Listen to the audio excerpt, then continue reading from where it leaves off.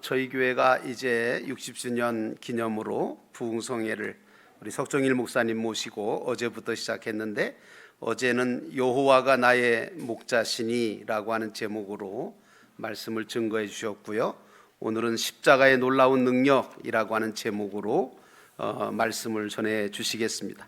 우리 강사님 나오셔서 드려진 예물 위해서 기도해 주시고 말씀 증거해 주실 때 큰 은혜가 있으시기 바랍니다. 우리 할렐루야로 모시겠습니다. 할렐루야.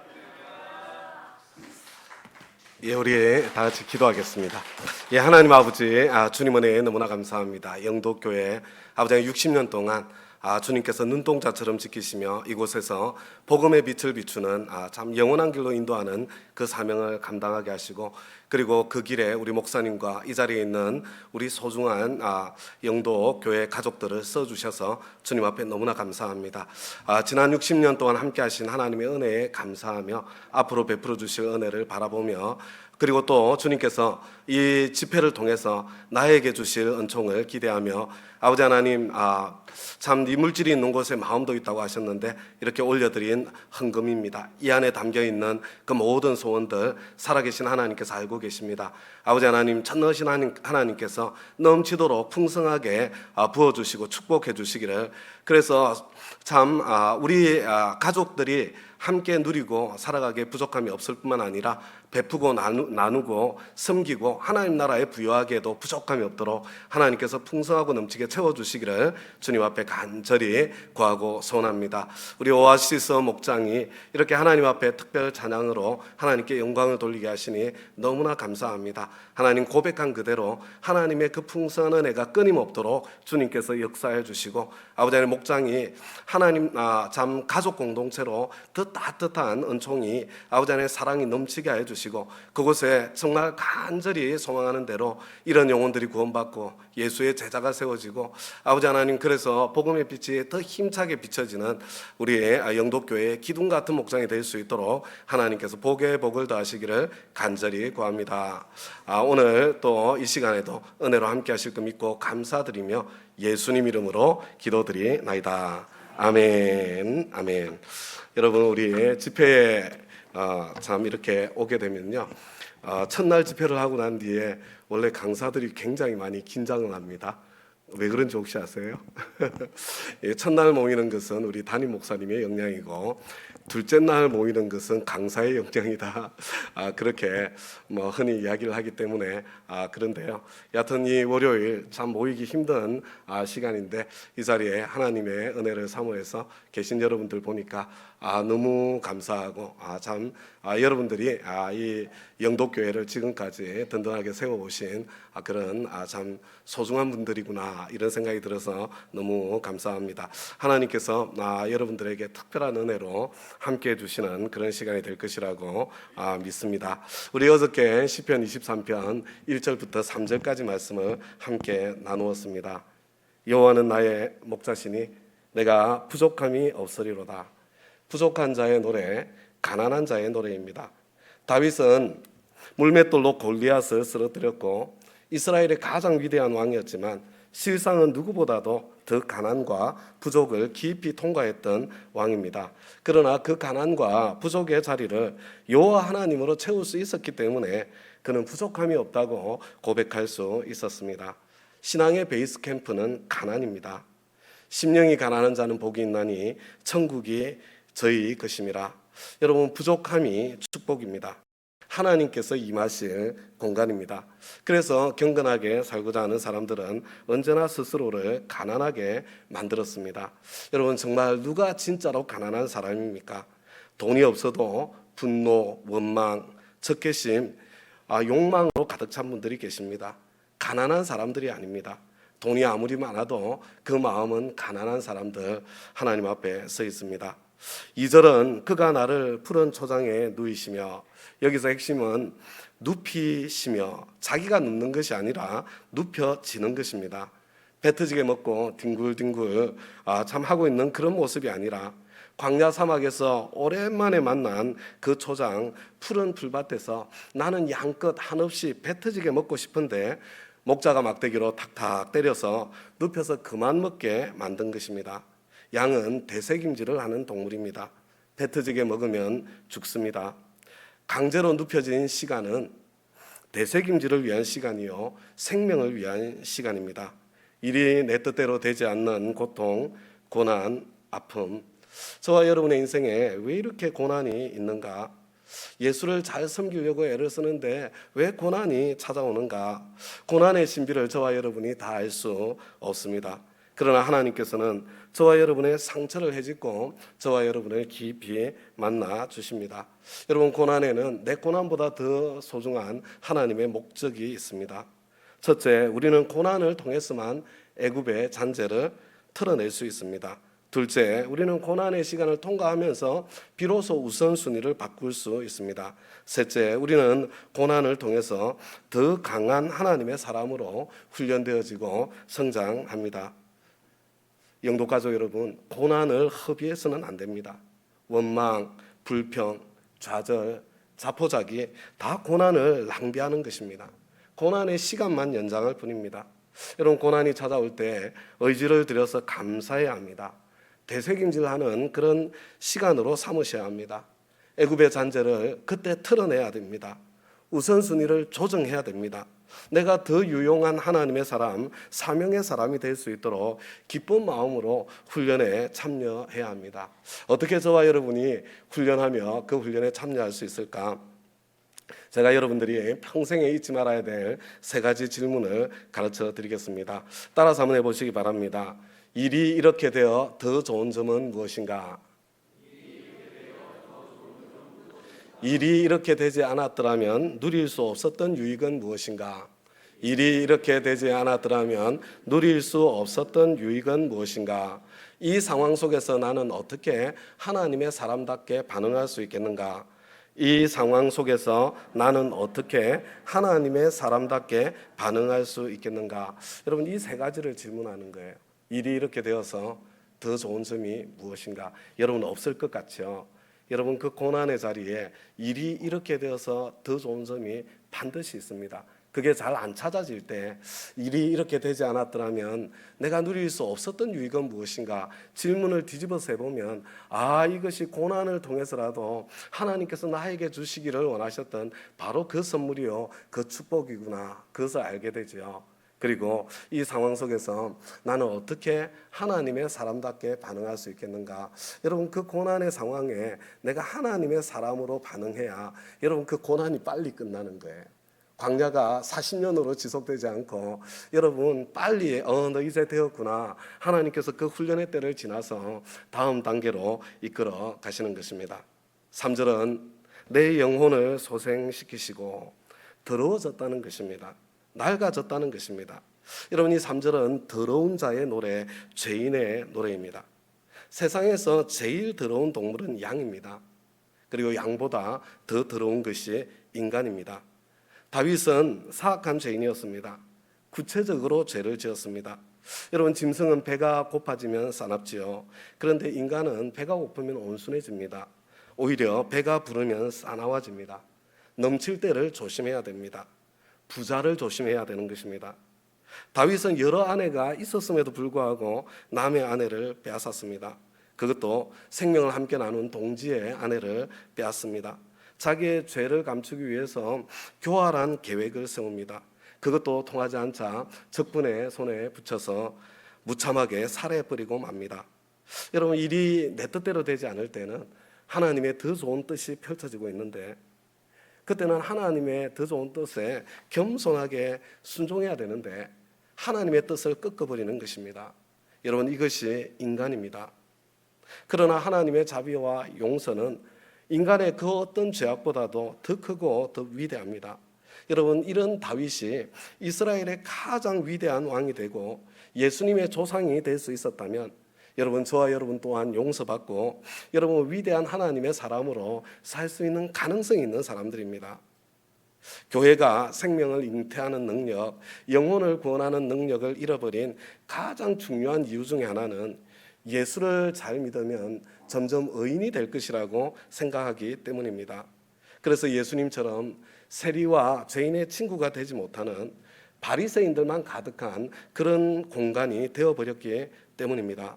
예수를 잘 믿으면 점점 의인이 된다고 생각하면, 그리고 여러분 교회 안에 목장 안에 의인들이 가득 차 있으면 자신의 실제 모습은 그렇지 못하기 때문에 자꾸만 가면을 쓰게 되어 있습니다. 위선하게 되어 있습니다. 여러분 위선이라는 것은요, 그 자체만으로도 고통스러운 것입니다. 거기에 더해서 나의 가장 가까이에 있는 사람들의 구원의 문을 막아버리는 길입니다. 여러분 목장이, 교회가 동창회 같은 곳이 되어서는 안 됩니다. 여러분 졸업한 지 20년, 30년 지나서 어느 정도 자리를 잡고 나면 동창들 생각이 나지요. 그런데 자기 신세가 처량하면 동창회 나가지 못합니다. 그래도 뭔가 좀 내세울 것이 있어야 나갈 엄두가 납니다. 여러분 남자도 여자도 마찬가지예요. 여러분 동창회 나갈 때 어떤 거 입고 나가십니까? 입고 있던 거 대충 입고 가시나요? 그렇지 않습니다.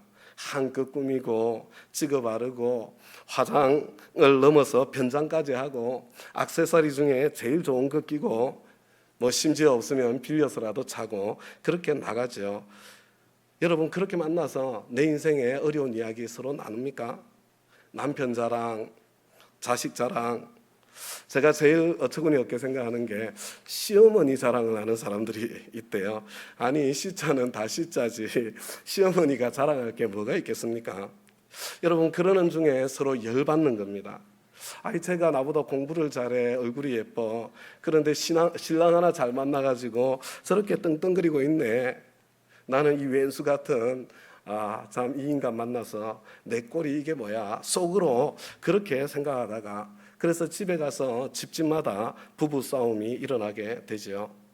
여러분 깜깜한 밤에 혹시 혼자 운전해 보신 적 있습니까? 아마 한국에서는 그런 경험하기가 힘들 것입니다. 덜컥 겁이 나고 두렵지요. 그런데 조금 있다가 이렇게 불을 이렇게 다른 자동차 한 대가 확 지나가는 것이 보입니다. 그러면 그 사이에 아무런 대화를 나누지 않아도 그 사람이 나에게 아무것도 해주는 것이 없어도 같은 길을 가고 있는 사람이 또 있구나, 나 혼자가 아니구나, 이런 생각을 하면서 안도감을 느끼게 됩니다. 여러분 모두 가면을 쓰고 있으면 나만 이렇게 궁상스럽게 살고 있구나, 다른 사람은 다 축복을 받아 행복한데 나만 왜 이렇게 힘들고 고통스러운가, 비참해지고 힘겨워집니다. 여러분 가면을 쓰고 위선하고 살면 우선 내가 비참해지는 거예요. 둘째로 나의 가장 가까이 있는 사람들이 환멸을 느끼게 됩니다. 그리고 어느 누구도 아무도 위로를 경험하지 못하는 것입니다. 영도교회 성도 여러분, 예수 잘 믿으면 잘 믿을수록 빛이신 하나님께 가까이 가면 갈수록 여러분 점점 더 죄인이 되는 것입니다. 사도 바울이 사역 초기에는 사도 중에 가장 작은 자로 자기를 인식했습니다. 하나님 앞에 더 깊어져 가면서 성도 중에 지극히 작은 자 중에 작은 자, 그리고 하나님께 더 가까이 나아갔을 때 이제는 사도라고 하기에는, 성도라고 하기에는 너무나 부끄러운 죄인 중에 괴수로구나, 그렇게 고백하지 않을 수 없는 것입니다. 자신의 죄를 기억하는 것이 겸손입니다. 그래서 겸손하게 오직 십자가만 자랑하며 평생 달려갈 그 사명의 길을 끝까지 달려갈 수 있었던 것입니다. 여러분의 교회, 우리 영도교회는 어떻습니까? 예수를 잘 믿으니 점점 의인이 되던가요? 아니면 점점 죄인이 되던가요? 여러분의 목장은 어떻습니까? 의인들의 나눔이 펼쳐지는 목장입니까? 죄인들의 나눔이 펼쳐지는 목장입니까? 제가 어저께 개성공단 사건 말씀드리지 않았습니까? 제가 부목사로 섬길 때에 목자님 한 분이 계셨습니다. 이분들 미국에서 세탁소를 경영하고 계셨습니다. 금요일 날 목녀님은 이제 좀 일찍 7시에 퇴근을 해서 목장 준비를 하고, 목자님은 조금 더 있다가 이제 참 세탁소 문을 닫고 집으로 돌아갑니다. 그런데 그 세탁소 바로 옆에 한국 마켓이 있었습니다. 목녀님이 오늘 목장 식구들을 위해서 오는 길에 사과 한 박스만 사오세요, 이렇게 전화를 했습니다. 허겁지겁 한 박스를 사가지고 집에 도착했습니다. 그런데 박스를 열어보니까 반쯤 썩어 있는 겁니다. 목녀님이 화가 나가지고 아니 눈은 어디다 두고 다니냐, 어떻게 사와도 이런 걸 사왔냐, 당신은 어떻게 제대로 하는 게 하나도 없냐, 투덜투덜 하니까 그냥 목자님이 열받아가지고 그 박스를 그냥 마당으로 던져버린 것입니다. 그런데 그 순간에 목장 식구가 들어오기 시작하고 같이 줍고, 그러니까 분위기가 썰렁하지 않습니까? 목장 모임이 시작되었는데 서로 목자님, 목녀님이 40도, 45도 틀어 앉아 있는 거예요. 목장 모임이 진행될 리가 없는 거죠. 그래서 목자님께서 솔직하게 일찍 온 사람만 그걸 보았지만 조금 전에 우리가 이렇게 참 다투고 싸우는 일이 있었습니다. 이 이야기를 솔직하게 고백하는 순간 그냥 여기저기서 말문이 터지는 겁니다. 말도 마세요. 목자님만 그런 게 아닙니다. 우리도 그래요. 장로님은 안 싸우는 줄 알았는데 우리랑 똑같네요. 의인들의 목장이 아니라 죄인들의 목장으로 바뀌었습니다. 그때부터 목장에 생기가 넘치고 활기를 띠게 되고, 그리고 VIP님들이 초대되고 영혼 구원이 일어나고 천국 잔치가 벌어지는 그런 일들이 일어나게 되었습니다. 세상 어디에나 목장에서는 다 이와 비슷한 일들이 일어나고 있는 것을 보게 됩니다. 우리 영도교회 성도님 여러분, 세상은 강함을 추구합니다. 목사도 강함을 추구하고 성도님들도 강함을 추구합니다. 목사님은 강함을 축복으로 선포합니다. 나도 강하고 너도 강합니다. 너무 잘나고 똑똑하고 지혜롭고 배부른 사람들이 모였습니다. 여러분, 강한 사람들이 모인 곳에 남는 것이 무엇이겠습니까? 여러분, 싸움밖에 없는 겁니다. 태권도를 배우고 나면 꼭 내가 얼마나 센지 그것을 한번 확인해 보고 싶은 그런 마음이 생겨나게 되어 있지요. 여러분, 4절에 보니까 내가 사망의 음침한 골짜기로 다닐지라도 해를 두려워하지 않을 것은 주께서 나와 함께 하심이라. 주의 지팡이와 막대기가 나를 안위하시나이다. 여러분, 이것은 강한 자의 노래가 아니라 약한 자의 노래입니다. 약한 자의 찬송입니다. 영도교회 성도 여러분, 동물 중에 가장 약한 동물, 여러분 그것이 무엇일까요? 여러분, 바로 양입니다. 여러분, 양에게는 자기를 방어할 수 있는 뿔이 없습니다. 양에게는 공격을 할 수 있는 싸나운 발톱이나 이빨이 없습니다. 빨리 도망갈 수 있는 다리도 없습니다. 왜 하나님께서 저와 여러분을 양이라고 하셨을까요? 뿔도 없지요, 이빨도 없지요, 발톱도 없지요, 빨리 달릴 수 있는 다리도 없지요, 상대방을 기습해서 제압할 수 있는 독도 없지요. 여러분, 대부분의 동물들은 하다 못해서 보호색이 있거나 악취라도 풍깁니다. 양에게는 아무것도 없습니다. 양은 절대적으로 목자가 필요합니다. 여러분, 그것이 바로 인간입니다. 이 시편 23편 4절은 약한 자의 노래입니다. 다윗은 내가 사망의 음침한 골짜기를 수없이 다녔다고 고백합니다. 막대기 하나, 돌멩이 5개, 물매를 들고 나가는 다윗. 여러분, 강함의 상징입니까? 약함의 상징입니까? 반면에 골리앗은 배틀채 같은 창과 칼에 무엇으로도 뚫을 수 없을 것 같은 그 어린 갑옷을 입고, 여러분이 강함의 상징입니다. 세상은 강함만이 살아남습니다. 세상에서는 강해야 합니다. 그러나 그것은 세상의 소리일 뿐입니다. 여러분, 하나님의 음성이 아닙니다. 예수님께서는 천국은 어린아이와 같은 자들의 것이라고 했습니다. 약한 자들의 것이라는 뜻입니다. 여러분, 어린아이는 약한 자들의 대표입니다. 우리는 철저하게 강함을 숭상하는 그런 시대를 살고 있습니다. 인간을 동물로 분류한다면 여러분, 동물 중에 가장 무서운 동물이 인간입니다. 저는 한 번도 가본 적이 없고 사실 여부를 확인할 수 없었지만, 지금도 그런지는 모르겠지만, 여러분, 일본 동경의 동물원에는 벵갈의 호랑이, 사자, 악어, 온갖 싸나운 짐승들 다 가져다 놓았다고 합니다. 그런데 한 곳에 가면 세상에서 가장 싸나운 동물이라는 사인을 붙여놓고 안을 들여다볼 수 없도록 막아 놓았대요. 그리고 사람 머리 하나만 들어갈 수 있는 구멍이 뚫려 있다고 합니다. 여러분, 그 곳으로 이렇게 머리를 한번 집어넣어 보고 싶으세요? 두려움 반, 호기심 반으로 머리를 집어넣으면 이 세상에서 가장 싸나운 짐승을 보게 된답니다. 바로 자기 자신, 인간을 보게 되는 것입니다. 그 안에는 다른 것이 아니라 거울이 놓여져 있다고 합니다.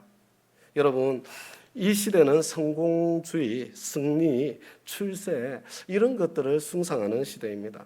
그러나 다윗은 약함을 사랑했습니다. 우리는 다윗이 골리앗을 물리치고 전쟁에서 언제나 승리했다고 해서 단순하게 다윗을 강한 존재일 것이다 생각해서는 안 됩니다. 다윗처럼 약한 모습을 보여준 사람이 없습니다. 여러분, 블레셋을 향해서는 힘을 썼지만 사울을 향해서는 절대로 힘을 쓰지 않았습니다. 다윗은 사울을 죽일 수 있는 기회가 많았습니다. 그러나 절대로 손을 대지 못하게 합니다. 절대로 힘을 써서는 안 될 곳에는 절대로 힘을 쓰지 않는 것이 온유인데, 그것이 예수님의 성품인데, 그것이 저와 여러분이 닮아가야 될 저와 여러분의 신앙의 성장의 목표점인데, 우리는 거꾸로 하고 있지 않습니까? 여러분, 힘을 쓰려면 세상에서 써야지요.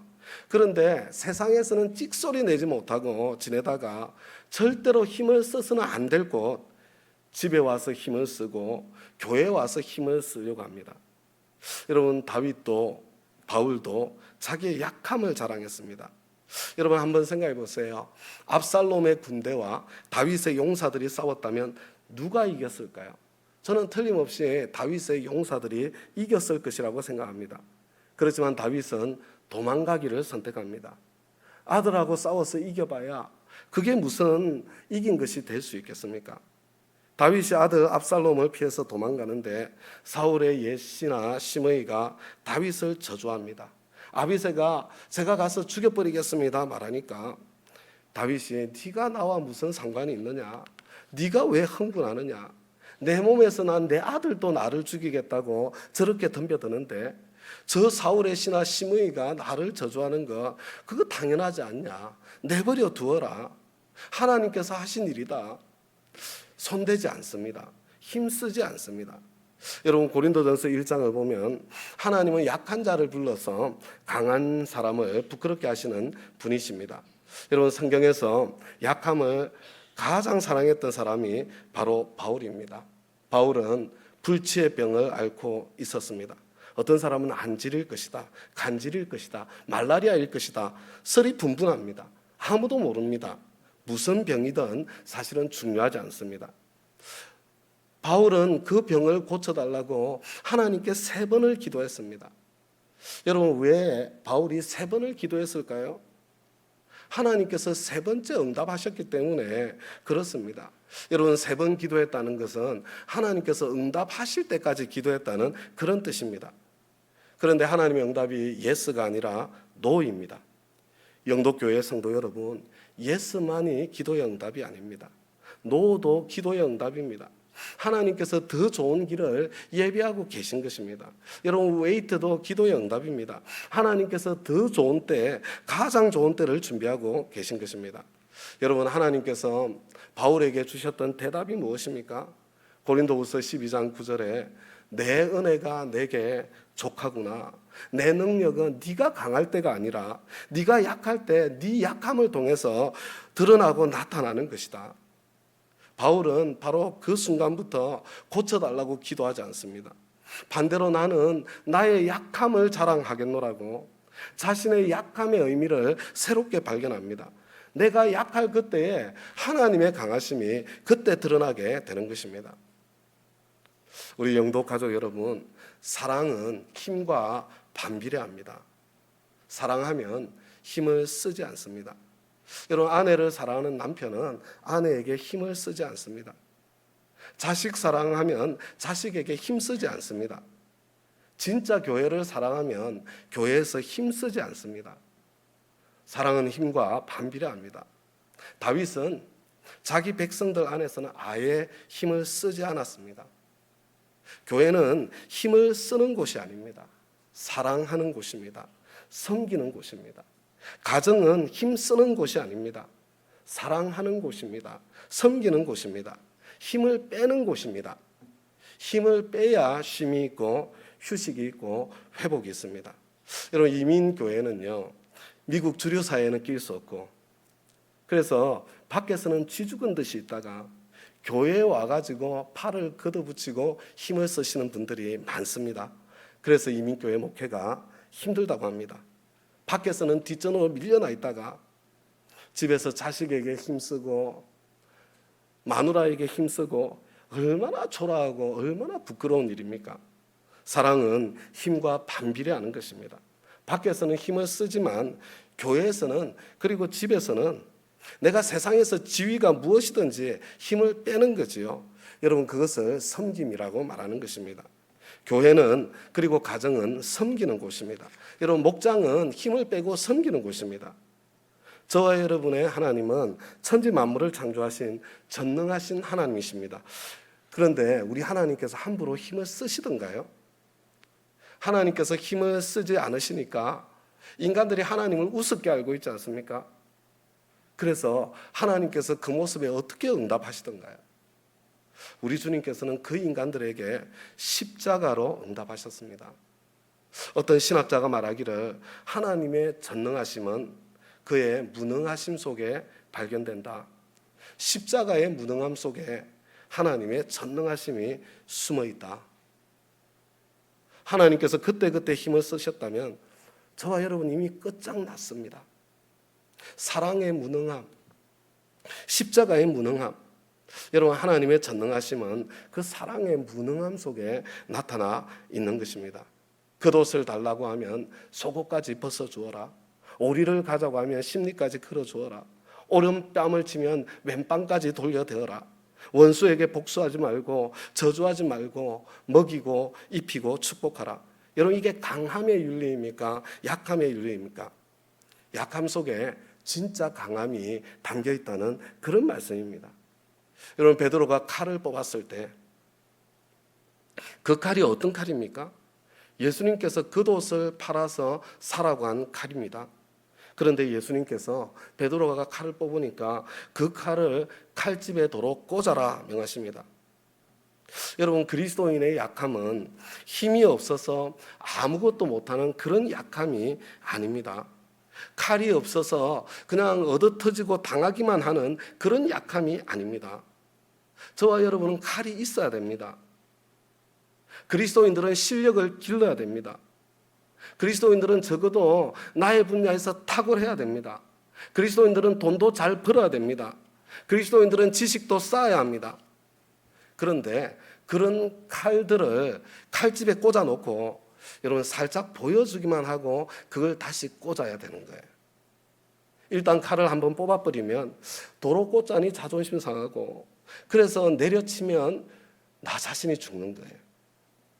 여러분, 교회에서 늘 허드렛님만 하는 별 볼 일 없는 사람인 줄 알았는데 알고 보니 의사 선생님이래요. 알고 보니 박사님이고 교수님이랍니다. 알고 보니 바로 그분이 장로님이래요. 알고 보니 그분이 엄청난 부자랍니다. 여러분, 그때 감동이 있지 않습니까? 그때 두려움이 밀려오지 않나요? 그런 일을 보게 되면. 영도교회 성도 여러분, 이거 이용당하면 안 되지만요, 이용당해주는 것은 섬김이 되는 것입니다. 쏘으면 안 되지만 쏘아주는 것은 괜찮은 거예요. 여러분, 그냥 내가 섬기는 자리에, 낮은 자리에 서 있어 주는 것입니다. 목사와 교인 사이에, 교인과 교인 사이에 여러분, 칼이 있지만 칼을 쓰지 않는 것입니다. 여러분, 섬기는 것입니다. 여러분, 이것이 약함이고 이것이 온유이고 이것이 약함의 영성입니다. 가장 약한 동물이 양입니다. 뿔도 없고 발톱도 없고 이빨도 없고 독도 없고 보호색도 없고 빨리 도망갈 수 있는 다리도 없습니다. 다른 동물들에게는 목자가 필요 없는데 양에게는 목자가 필요합니다. 그리고 저와 여러분에게는 목자가 있습니다. 여러분, 내가 나를 지키려고 발부둥 치실 필요가 없습니다. 이제 우리 5절입니다. 주께서 내 원수의 목전에서 내 원수의 눈앞에서 내게 잔치상을 차려주시니 내 잔이 넘치나이다.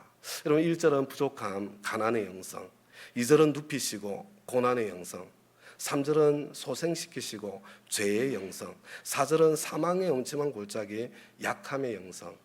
여러분, 5절은요, 이 원수의 영성, 원수의 축복입니다. 여러분, 인류 역사의 위대한 사람들의 공통점 중에 하나가 그들은 원수가 많았던 사람들이라는 점입니다. 우리가 영적으로 살지 않으면 마귀도 우리의 친구가 된다. 여러분, 저와 여러분이 영적으로 살면 원수가 생기게 되어 있습니다.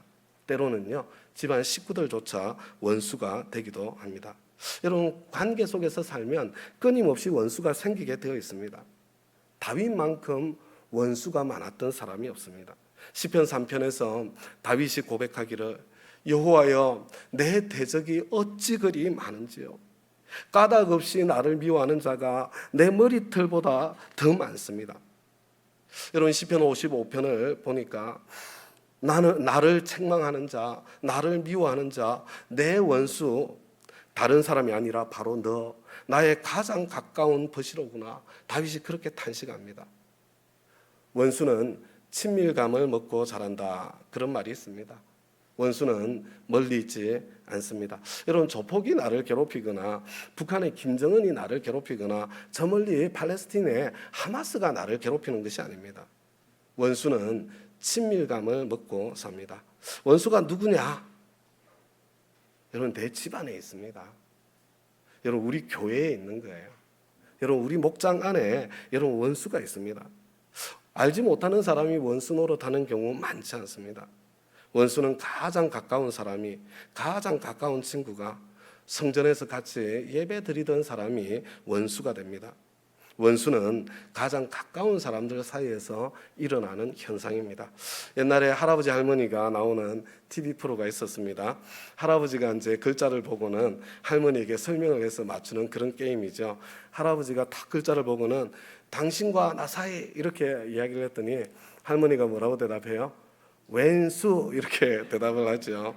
그러니까 할아버지가 아니 그거 말고 네 글자 그랬더니 할머니가 평생 왼수, 그렇게 정답이 천생연분인데, 여러분, 미국이나 호주나 뉴질랜드의 양에게는 맹수가 없습니다. 이리도 없고 곰도 없습니다. 그래서 목자가 필요하지 않습니다. 그러나 팔레스타인 이스라엘 땅의 양에게는 수많은 이리와 악한 동물들이 끊임없이 공격합니다. 그래서 목자가 필요합니다. 다윗이 노래하죠. 내 원수가 노려보는 가운데 하나님께서 나에게 잔치상을 베풀어 주십니다. 그러므로 내 잔이 넘칩니다. 내 기쁨이 넘칩니다. 우리 영도교회 가족 여러분, 이 그리스도인의 행복은요, 원수가 없는 행복이 아니에요. 원수가 노려보는 가운데, 원수가 나를 노려보고 있는데 나를 지켜주시고 보호해주시는 목자가 계시기 때문에, 그래서 누리고 즐길 수 있는 행복, 그게 그리스도인들에게 약속된 행복입니다. 여러분, 그렇다고 내가 약 올리고 혼자 누리고 혼자 즐기는 행복이 아닙니다. 원수임에도 불구하고 하나님께서 차려주신 그 잔치의 식탁에 초대하는, 선으로 악을 이기는 그런 행복입니다. 영도교회 가족 여러분, 내가 원수 앞에서 행복을 누리지 못하면 나는 평생 행복을 누릴 수 없습니다. 없는 것을 바라보고 사는 인생이 아니라 이미 주신 것, 이미 주어진 것, 여러분, 그것을 누리면서 살 수 있는 실력을 길러야 됩니다. 여러분, 오늘을 살 수 있는 능력이 있어야 행복을 누릴 수 있는 것입니다. 하나님께서는 저와 여러분에게 원수를 허락하십니다. 원수 없는 삶은 존재하지 않습니다. 하나님께서 원수를 없애주시겠다고 약속하지 않으셨습니다. 하나님께서 왜 사랑하는 자녀들인 저와 여러분에게 원수를 허락하시는가? 여러분, 첫 번째로요, 원수 때문에 내 삶이 더 반듯해지는 것입니다. 다윗의 생애를 한번 생각해 보시기 바랍니다. 자기 때문에 86명의 제사장들이 몰살을 당합니다. 얼마나 원수를 갚아주고 싶었겠습니까? 얼마나 사울을 죽이고 싶어서 마음에 안달이 났겠습니까? 사울을 죽일 수 있는 절호의 찬스가 왔는데 죽이지 않습니다. 죽이지 못하게 합니다. 하나님의 손에 맡기지요. 끝까지 원수를 갚지 않고 사울을 하나님 손에 맡기는 이것을 통해서 여러분, 다윗이 실제로 자신이 의도했던 의도하지 않았던, 여러분, 다윗은 자기 자신의 부하들을 훈련시킨 거예요. 하나님의 기름 부음 받은 자인 자신을 해치지 못하도록 지금 부하들을 가르친 것입니다. 그렇게 했던 것이 사실은 자기 생명을 지키는 그런 일이 되었던 것입니다.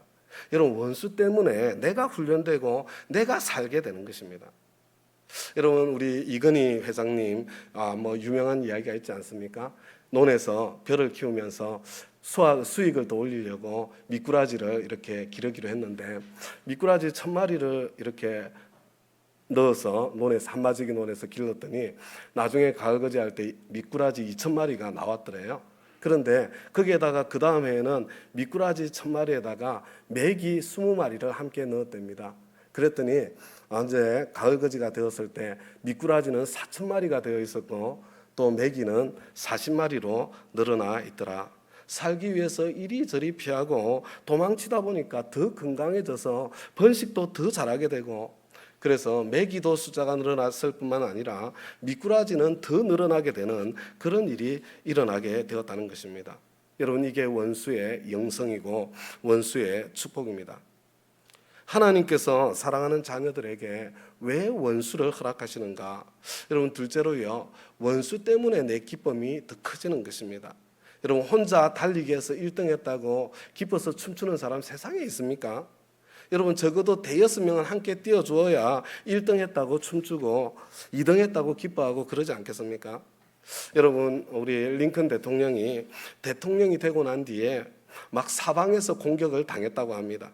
심지어 언론에서 고릴라를 보기 위해서 동물원에 갈 필요가 없다. 백악관에 가면 볼 수 있다. 심지어 그런 기사까지 났다고 합니다. 그러니까 이 보좌관들이 너무 화가 나가지고 이거 어떻게 한번 해버릴까요? 이렇게 참 조치를 취할까요? 링컨에게 이야기를 했더니 아니다. 내버려 두어다. 죽은 개는 차지도 않는다. 승리했기 때문에 공격을 받는 것이다. 공격하는 쪽보다 공격당하는 쪽이 얼마나 감사한가. 차라리 그게 낫다. 원수가 좀 있어도 참아라. 그렇게 대답을 했다고 합니다. 여러분, 저와 여러분의 원수가 실제로 악한 사람일 수 있습니다. 그렇다고 내가 직접 원수를 갚으려고 하지 마시기 바랍니다. 저와 여러분에게는 목자가 있습니다. 그냥 내버려 두어 보세요. 하나님께서 나를 보호하실 뿐만 아니라 여러분 하나님께서 원수를 갚아주실 거예요. 내가 원수를 갚으려고 하니까 내 인생도 망하고 여러분 더 삶이 꼬이게 되는 것입니다. 여러분 나는 내가 해야 될 나의 역할만 하면 됩니다. 그리고 그것은 다른 것이 아니라 사랑하는 것입니다. 여러분 가라지 내가 뽑는 것이 아닙니다.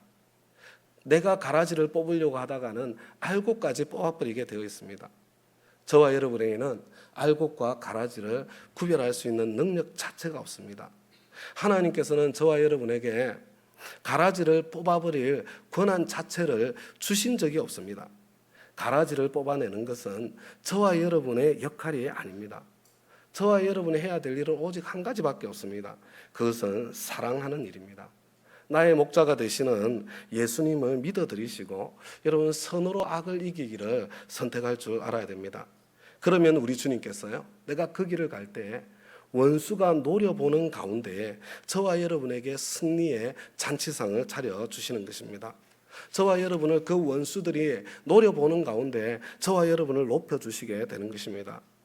여러분 하나님께서 원수가 노려보는 가운데 저와 여러분에게 잔치상을 차려줄 때 어떻게 해야 된다고요? 어깨에 힘주고 거드름 피우고 약 올리면서 그 잔치상을 즐기는 것이 아닙니다. 잔치 자리는 화해의 자리입니다. 사랑하는 자리입니다. 그 잔치상에 원수를 초대하는 것입니다. 그 잔치상조차도 원수와 함께 나누는 것입니다. 그것은 불가능한 일이야. 그저 하나의 이상일 뿐이야. 여러분 그렇게 생각하시면 안 됩니다. 저와 여러분은 이미 성령님이 내 안에 계시기 때문에 바로 그와 같은 경지까지 예수님의 모습까지 여러분 자라갈 수 있고 성장할 수 있습니다. 그것이 예수를 닮는 길이요 복음의 능력이기 때문에 그렇습니다. 영도교회 성도 여러분, 동물들 중에 시력이 제일 나쁜 동물은 무엇일까요? 여러분 바로 양입니다. 양은요 시력이 한 10m 정도밖에 못 본답니다. 낭떠러지도 잘 모릅니다. 계곡에 처박히기도 하고 길을 잃어버리기도 합니다. 원수들은 삼키려고 노려보고 있습니다. 그래서 양들에게는 꼭 목자가 필요합니다. 이제 우리 6절 마지막입니다. 우리 1절은 가난의 영성, 2절은 고난의 영성, 3절은 죄인의 영성, 4절은 약함의 영성, 5절은 원수의 영성.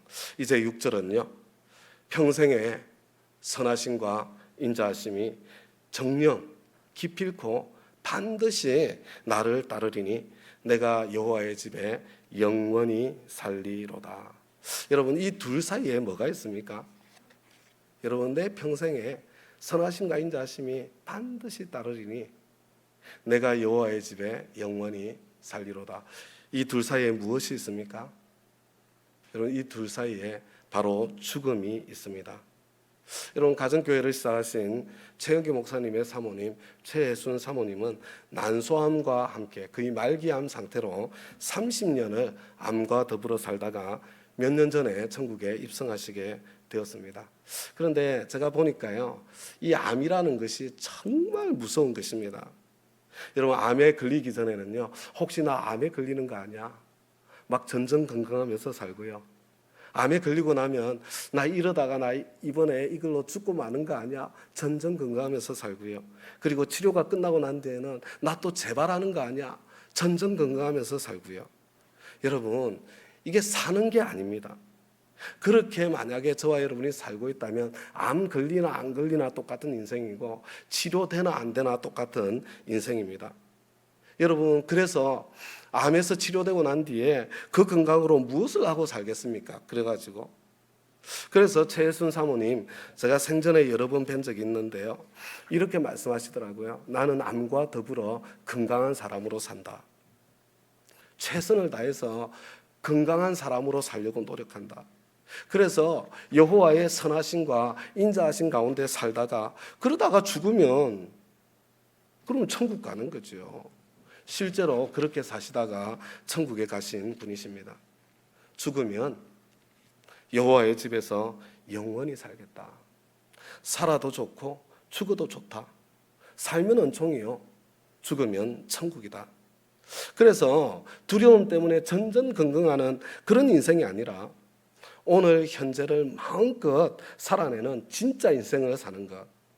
여러분, 그렇게 살면 내가 병에 걸리고 안 걸리고 치료되고 안 되고가 여러분 의미가 없어집니다. 살아있으면 은총이고 죽으면 천국입니다. 세상이 감당하지 못할 인생을 그때 살게 되는 것입니다. 여러분, 시편 23편 6절은 죽음 앞에서의 노래, 죽음의 축복. 여러분, 포유동물 중에서 가장 수명이 짧은 동물이 무엇일까요?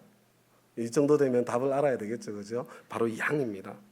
여러분, 포유동물 중에서는 평균적으로 양의 수명이 굉장히 짧다고 합니다. 여러분, 구약시대에는 영생에 대한 문이 그렇게 활짝 열리지 않았습니다. 구약시대에는 부활에 대한 그런 소망이 뚜렷하게 나타나지 않았습니다. 일반적으로 이스라엘 사람들은 그냥 죽으면 음부에 간다고 생각했습니다. 그런데 다윗은요, 죽으면 그 죽음으로 인생이 끝나는 것이 아니라 하나님의 집에서, 여호와의 집에서 영원히 살 것에 대한 믿음을 가지고 있었습니다. 영도교회 가족 여러분, 성경은 죽음 자체를 예찬하지 않습니다. 죽음 자체를 복이라고 하지 않습니다. 죽음처럼 끔찍한 것이 없습니다. 성경은 인간에게 남은 마지막 원수가 죽음이라고 말씀합니다. 다윗만큼 죽음을 많이 경험한 사람이 없습니다. 사울의 창을 3번이나 피했습니다. 다윗을 죽이려고 미갈을 아내로 주면서 결혼 지참금으로 블레셋 사람들의 양피 100개를 요구했습니다. 죽이기 위해서 그렇게 한 것입니다. 다윗을 죽이려고 의도적으로 사울은 다윗을 전쟁터 제일 앞에 내세웁니다. 사울은 신하를 풀고 3,000명의 군인을 풀어서 다윗을 죽이라고 했습니다.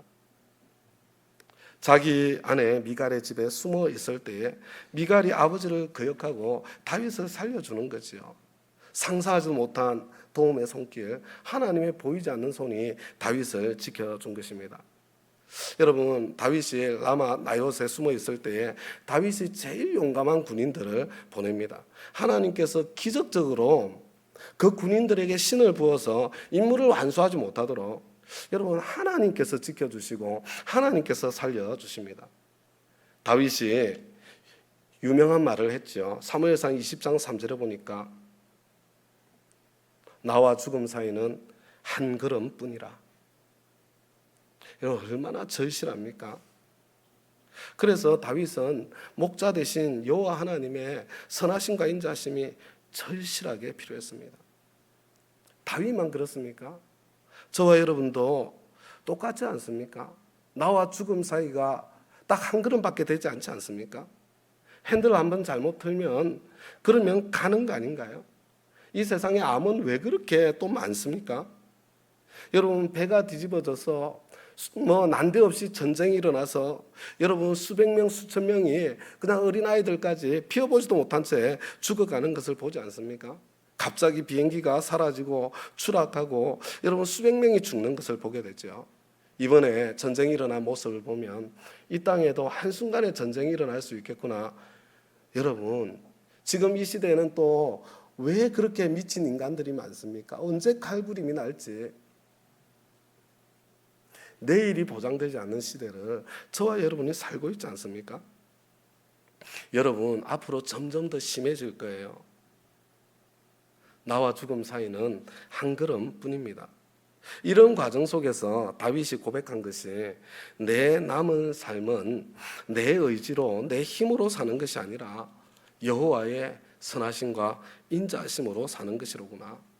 얼마가 될지 모르지만 내가 병들어 죽든지 전쟁에서 죽든지 아니면 건강하게 죽든지 내가 사는 날 동안은 여러분 그것이 17일이든 제가 루카스라는 뮤지컬을 보았는데요. 이 17일을 살다 간 어린아이의 이야기를 이게 뮤지컬로 만들었더라고요. 여러분 안 보여서 그렇지 그런 생명이 많습니다.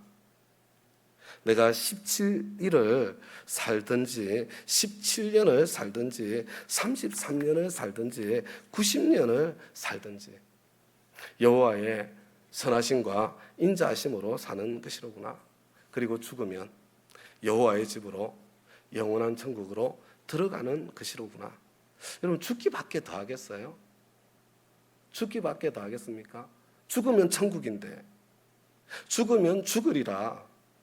그래서 다윗은 사망의 음침한 골짜기에서도 원수가 노려보는 가운데서도 주님을 의지하며 평안히 눕기도 하고 자기도 할 수 있었습니다.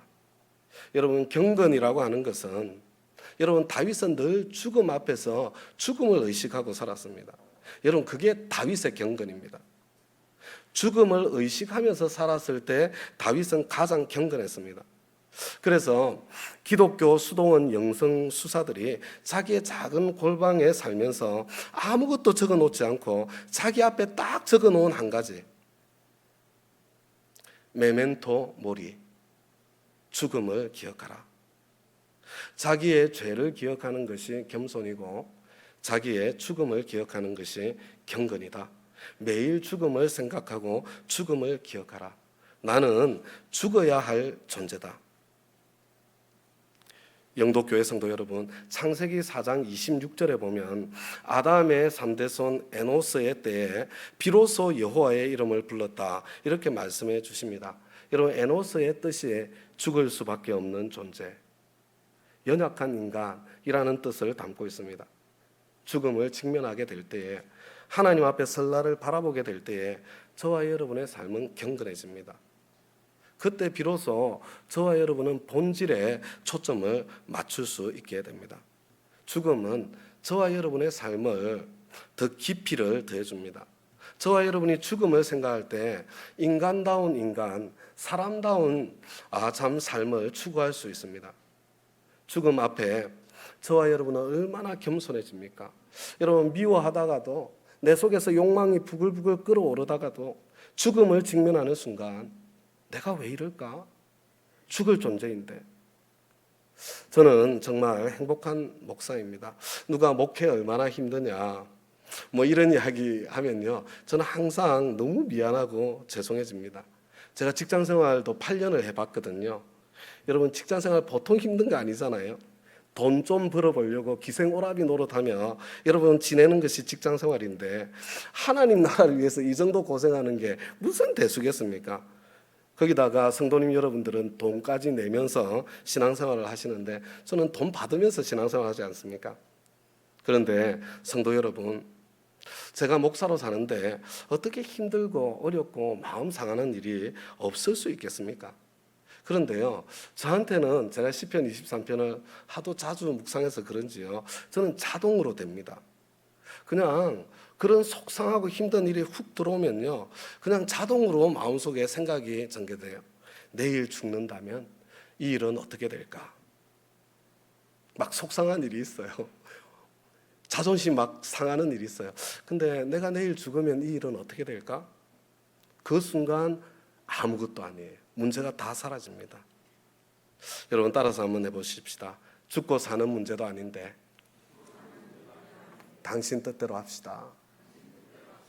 죽고 사는 문제도 아닌데, 여러분 죽고 사는 문제도 아닌데, 여러분 그거 조그마한 자존심 지켜보려고 그냥 막 아둥바둥거리는 거, 죽음 앞에서 보면 얼마나 유치한 일입니까?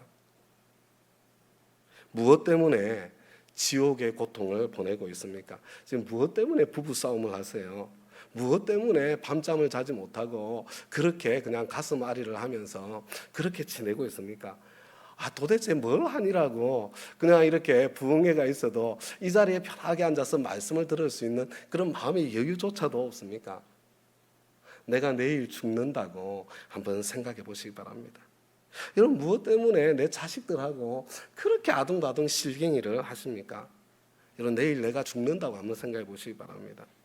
무엇 때문에 교회 식구끼리, 같은 우리 목장 식구끼리, 목사님과 장로님 사이에, 아니면 우리 성도님들 사이에 도대체 무엇 때문에 그렇게 갈등을 합니까? 여러분 내일 내가 죽는다고 한번 생각해 보시기 바랍니다. 아무것도 아닙니다. 저와 여러분이 천년만년 살 존재라면 그러면 조금 더 자존심 싸움하면서 버티고 그래도 됩니다. 그러나 저와 여러분은 나와 사망 사이는 한 걸음뿐인 그런 존재이기 때문에 오직 사랑하는 일 외에는, 그리고 영혼 구원하여 제자 삼는 이 사명의 삶 외에는 여러분 다른 가치 있는 것이 아무것도 없습니다. 죽음은 우울하고 비참하고 처절합니다. 그런데 우리 주님은 사망의 음침한 골짜기를 제거해 주지 않으십니다. 몇 살에 통과하든지 누구나 반드시 통과해야 합니다. 우리가 주님이라고 부르는 그분은 33살의 나이에, 그것도 십자가 위에서 여러분 이 땅의 생을 마감했습니다. 그런데 그분을 주님이라고 부르면서 내 나이 벌써 50이 되었는데, 60이 되었는데, 70이 되었는데, 80을 넘었는데, 90살까지 혹시나 내일 죽는 거 아닌가 부들부들 떨면서 죽을까 봐 그냥 마귀의 종로로 타고 지내는 거, 이거 넌센스 아닙니까? 여러분 이건 마귀가 조롱할 일 아니에요? 사망의 무게에 눌려 살지 않고 좀 죽기밖에 더 하겠나? 죽으면 죽으리라. 여러분 그렇게 외치면서 살 수 있게 해주는 그 능력, 여러분 바로 예수님의 십자가, 예수님의 부활에 담겨있는 그 능력 아닙니까? 여러분 교회에 조금 어려움이 있고 쓸데없는 애착, 자존심이 솟아올라올 때 저는 그냥 자동적으로 돼서 너무 감사해요. 내일 내가 죽는다면 그럼 아무 문제가 되지 않습니다. 목사된 것으로 하나님께 감사하며 느끼는 것 중에 하나가요, 저는 다른 사람보다 죽음을 훨씬 더 많이 경험하고 장례식을 훨씬 더 많이 경험하고 산다는 것입니다. 여러분 죽음 때문에 삶은 당연한 것이 아니라 하나님의 선물이 됩니다. 죽음이 있다는 것 때문에 내가 살아가는 것은 당연한 것이 아닙니다. 하나님의 선물이고 하나님의 하사품이 되는 것입니다. 여러분 다윗은 끊임없이 죽음을 경험하면서 진지하게 살 수밖에 없었습니다.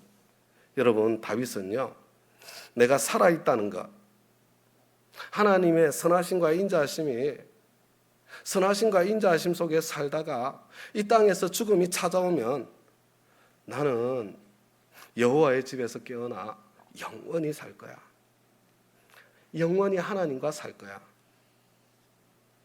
여러분 저와 여러분이 한때 정말로 좋아했던 시가 있죠.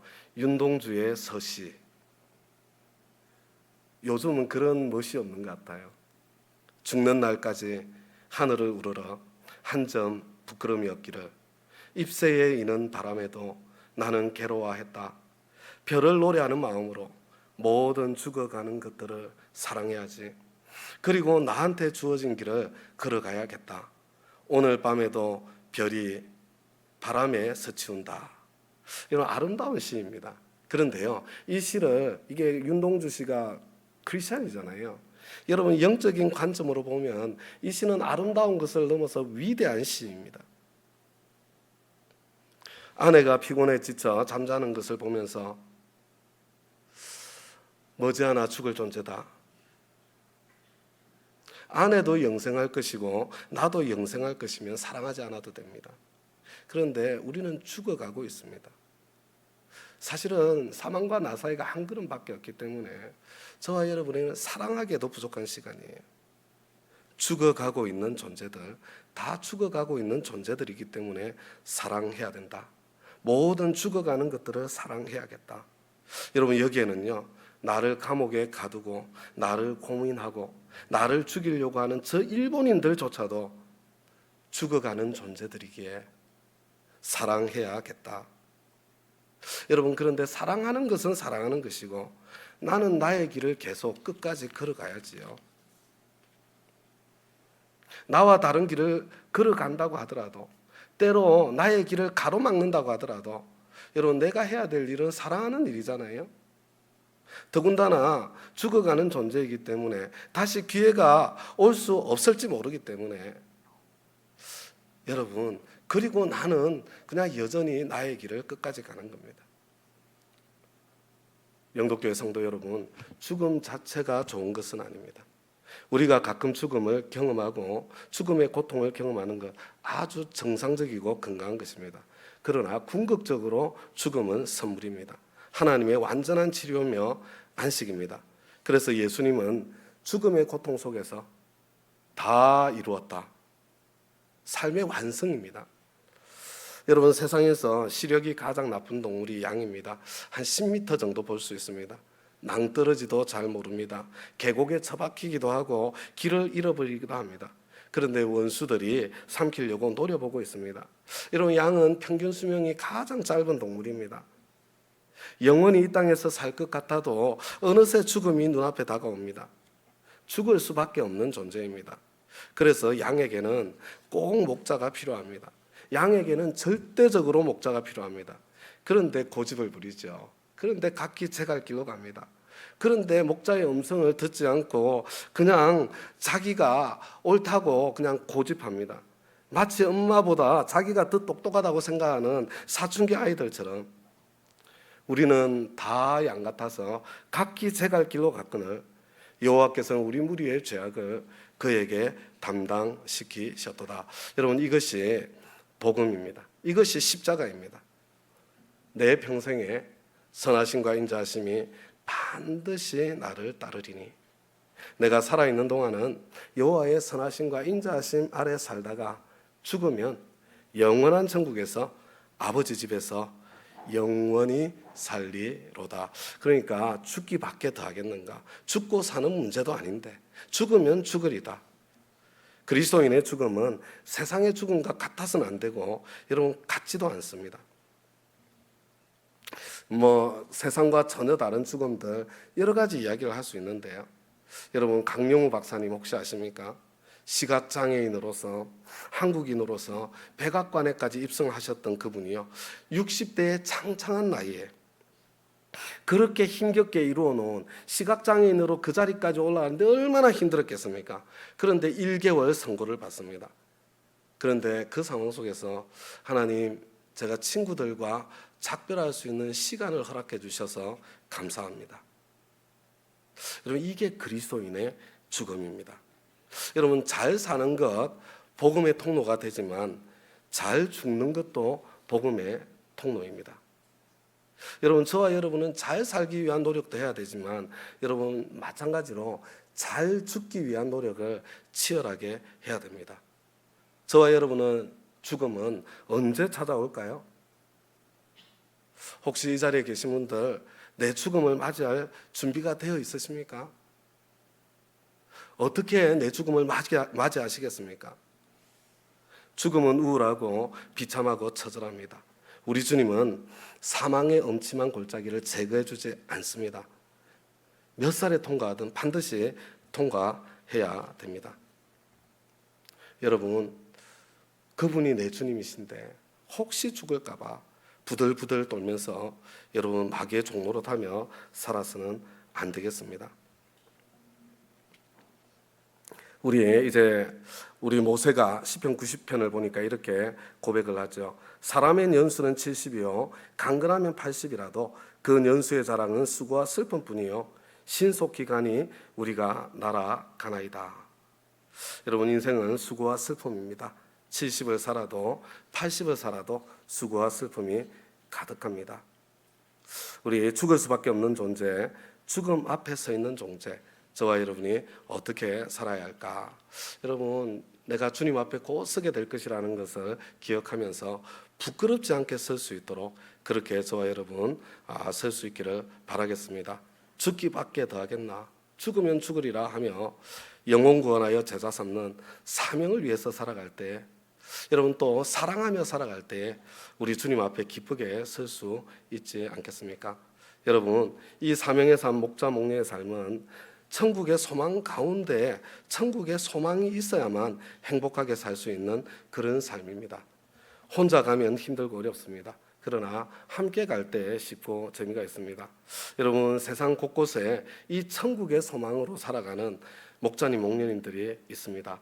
저희 다운 교회에도 80가정의 목자님, 목녀님들이 천국의 소망으로 한 영혼 구원하고 제자 삼고 정말 하나님 앞에 뿌듯하게 그렇게 서기를 바라면서 살아가고 있습니다.